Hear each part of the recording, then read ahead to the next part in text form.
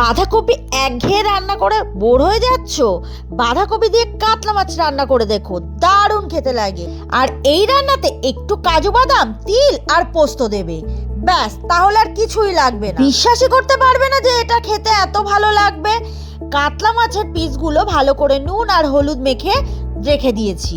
একটা গোটা বাঁধাকপি মাঝখান থেকে কেটে দুভাগ করে নিয়েছি। হাফটা দিয়ে অন্য কিছু রান্না করব, আর এই হাফটা দিয়ে এই রান্নাতে ব্যবহার করব। একটা পাত্রে জল গরম বসিয়েছি, আর তাতে পিস করা বাঁধাকপির টুকরোগুলো দিয়ে দিচ্ছি। এখানে কিন্তু নুন ব্যবহার করব না, তাহলে বাঁধাকপিটা নরম হয়ে যাবে, তাহলে আর ভাজতে পারবো না। 5-6 মিনিট এভাবে ভাপিয়ে নেব। জল ঝরিয়ে একটা পাত্রে তুলে রেখে দেব, আর কড়াইতে তেল গরম করে মাছের পিসগুলো ভেজে নেব। মাছটা কিন্তু বেশ কড়া করেই ভাজতে হবে, তা না হলে এই রান্নাতে খেতে ভালো লাগবে না। কারণ এই ভাজা মাছের পিস রান্নার একদম শেষে ব্যবহার করব, আর মাছটা দিয়েই কিন্তু রান্নাটা নামিয়ে নিতে হবে, তাই মাছটা কড়া করেই ভাজতে হবে। এবারে ভাপিয়ে নেওয়া বাঁধাকপি তেলের মধ্যে দিয়ে ভেজে নেব।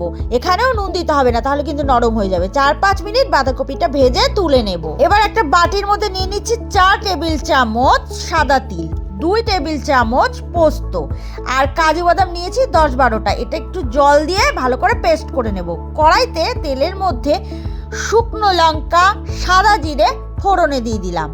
জিরে আর শুকনো লঙ্কাটা থেকে ভাজা ফ্লেভার বের হলে এখানে 2টো ছোট ছোট করে কেটে রাখা টমেটো দিয়ে দিলাম। আর টমেটোটা দেওয়ার কারণে জল দিতে হবে না আগের থেকে। এখানে 1 চামচ জিরে গুঁড়ো আর 2 চামচ ধনে গুঁড়ো দিয়ে দিলাম। এইবারে শুকনো মশলাটা একটু ভেজে নেব। তারপর দিয়ে দিচ্ছি কাজু, সাদা তিল আর পোস্ত বাটা। গ্রেভিটা ফুটে উঠলে এখানে স্বাদ মতো নুন দেব। এখানে 1 চামচ পরিমাণ লঙ্কার গুঁড়ো দিয়ে দিলাম। ভালো করে কষিয়ে নিয়ে 1 চামচ চিনি দিয়ে দেব, আর দিয়ে দেব জল। তারপর ভেজে রাখা বাঁধাকপি দিয়ে গ্রেভিটা একটু ফুটিয়ে নেব।